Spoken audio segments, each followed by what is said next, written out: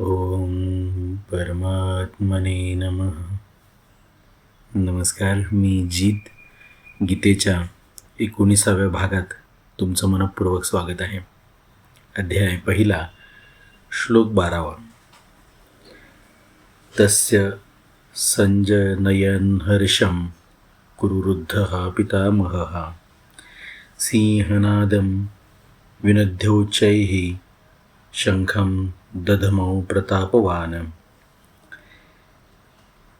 त्या दुर्योधनाच्या अंतःकरणात हर्ष उत्पन्न करीत कौरवातील वृद्ध प्रभावशाली पितामह भीष्माचार्यांनी सिंहासारखे गरजून जोराने शंख वाजविला. भाषांतर ऐकूया. तेव्हा प्रतापवान कुरुवृद्ध पितामहांनी हर्षाने आपला संजयन शंख सिंहनादाप्रमाणे गर्जना करत मोठ्याने वाजविला. व्याख्या पाहूया. तस्य संजनयन हर्षम, दुर्योधनाच्या मनात हर्ष उत्पन्न होणे हे शंखध्वनीचे कार्य आहे आणि शंखध्वनी कारण आहे. म्हणून येथे शंखध्वनीचे वर्णन अगोदर आणि हर्ष होण्याचे वर्णन नंतर व्हावयास पाहिजे होते. अर्थात या ठिकाणी शंख वाजवून दुर्योधनाला हर्षित केले असे म्हणावयास पाहिजे होते. पण असे न म्हणता दुर्योधनाला हर्षित करीत भीष्माचार्यांनी शंख वाजविला असे म्हटले आहे. असे म्हणून संजय असा भाव प्रगट करीत आहेत की पितामह भीष्माचार्यांच्या शंखवादन क्रियेने दुर्योधनाच्या मनात हर्ष उत्पन्न होणारच. भीष्माचार्यांच्या या प्रभावाचे द्योतक म्हणूनच संजय त्यांच्या पुढे प्रतापवान विशेषण लावतात. आता या ठिकाणी हर्ष उत्पन्न करीत शंख वाजवला. कुणी वाजवला तर कुरुवृद्ध हा असा इथे भीष्माचार्यांसाठी शब्दप्रयोग संजय करत आहेत. जरी कुरुवंशांमध्ये वयाच्या दृष्टीने भीष्माचार्यांपेक्षाही जास्त वयोवृद्ध बाल्हिक होते. बाल्हिक हे भीष्माचार्यांचे पिता शांतनूंचे धाकटे बंधू होते. तरीही कुरुवंशांमध्ये जे काही वयोवृद्ध लोक होते त्या सर्वात भीष्माचार्य धर्माला आणि परमेश्वराला विशेष अर्थाने जाणत होते. म्हणून ज्ञानवृद्ध असल्याने संजय भीष्माचार्यांना कुरुवृद्ध हा हे विशेषण लावतात. पहा. प्रतापवान, भीष्माचार्यांच्या त्यागाचा फार मोठा प्रभाव होता. त्यांनी कनककामिनीचा त्याग केला होता. अर्थात त्यांनी राज्याचाही स्वीकार केला नाही आणि विवाहही केला नाही. भीष्माचार्य शस्त्रास्त्र विद्येमध्ये अत्यंत निपुण होते.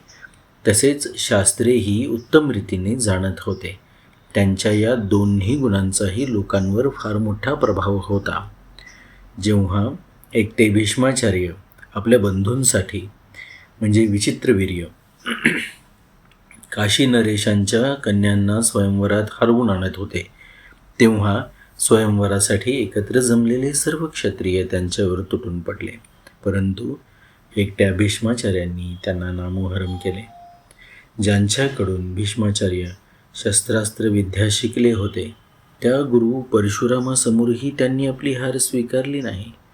अशा प्रकारे त्यांच्या शस्त्रास्त्र विद्येमधील नैपुण्याचा क्षत्रियांवर मोठा प्रभाव होता. जेव्हा भीष्माचार्य शरबंजरी पडले होते तेव्हा भगवान श्रीकृष्णांनी धर्मराजांना म्हटले की आपल्या धर्मविषयक काही शंका असतील त्याचे समाधान भीष्माचार्यांकडून करून घ्यावे. कारण शास्त्रज्ञानाचा सूर्य अस्तमानाला जात आहे. अर्थात भीष्माचार्य इहलोक सोडून जात आहेत. अशा प्रकारे शास्त्राविषयी त्यांचा दुसऱ्यांवर फार मोठा प्रभाव होता. म्हणून त्यांना प्रतापवान अशा नावाने संजय संबोधित करत आहेत. पितामह हा याची व्याख्या किंवा स्पष्टीकरण असं आहे की या पदाचा आशय असा वाटतो की दुर्योधनाने धूर्तपणाने म्हटलेल्या वचनांना द्रोणाचार्यांनी मुळीच उत्तरे दिली नाहीत. त्यांनी असे ओळखून घेतले की दुर्योधन धूर्तपणाने मला फसवू पाहत आहे, म्हणून त्यांनी मौन धारण केले. परंतु पितामह आजोबा असल्यामुळे भीष्माचार्यांना दुर्योधनाच्या धूर्तपणाचा त्यांचा दुर्योधनाच्या धूर्तपणात त्याचा बालिशपणा किंवा पोरकटपणा भीष्माचार्यांना दिसतो. म्हणून भीष्माचार्यांनी द्रोणाचार्यांप्रमाणे मौन धारण न करता वाचल्यामुळे दुर्योधनाला आनंदित करीत शंख वाजविला. सिंहनादम विनद्योचैहि शंखम दधमौ. याची व्याख्या किंवा स्पष्टीकरण असं आहे की ज्याप्रमाणे सिंहाची गर्जना ऐकून हत्तीसारखे मोठमोठे पशुसुद्धा भयभीत होत, अशा प्रकारे गर्जना केल्याने सर्वांनी भयभीत व्हावे आणि दुर्योधनाने खुश व्हावे, या भावनेने भीष्माचार्यांनी सिंहाप्रमाणे गर्जना करून जोरात आपला शंख वाजविला. या श्लोकामध्ये किंवा प्रत्येक श्लोकामध्ये पहा, या अध्यायात असं नव्हे तर संपूर्ण भगवद्गीतेमध्ये ज्या ज्या ठिकाणी ज्या ज्या नावाने संबोधित केलेलं आहे पहा, विशेषतः श्री कृष्ण आणि अर्जुनाच्या संवादामध्ये ते एकमेकांना वेगळ्या वेगळ्या नावाने हाक मारतात आणि त्या प्रत्यक्ष श्लोकाशी त्याच्या अर्थाशी त्या नावाचा थेट संबंध आहे. हे एक विलक्षण या गीतेच्या संदर्भामध्ये मला तुम्हाला सांगायचं आहे. वेळोवेळी या विषयाबद्दल मी आपल्याला माहिती देत राहीन. या श्लोकाचा 12व्या श्लोकाचा परिशिष्ट भाव असा आहे की द्रोणाचार्यांचा दुर्योधनाशी विद्येचा संबंध होता आणि भीष्माचार्यांचा जन्माचा अर्थात कौटुंबिक संबंध होता. जेव्हा विद्येचा संबंध असतो तेव्हा पक्षपात होत नाही, परंतु जेव्हा कौटुंबिक संबंध असतो तेव्हा स्नेहवश पक्षपात होतो. म्हणून दुर्योधनाद्वारा चलाखीने म्हटले गेलेले वचन ऐकून द्रोणाचार्य गप्प बसले आणि त्यामुळे दुर्योधनाचा मानसिक उत्साह भंग झाला. परंतु दुर्योधनाला उदास पाहून कौटुंबिक स्नेहामुळे भीष्माचार्य शंख वाजवतात. या श्लोकाचा पुढील श्लोकाशी काय संबंध आहे? पितामह भीष्माचार्यांनी शंख वाजवल्यामुळे काय परिणाम झाला तो संजय पुढील श्लोकातून सांगतात.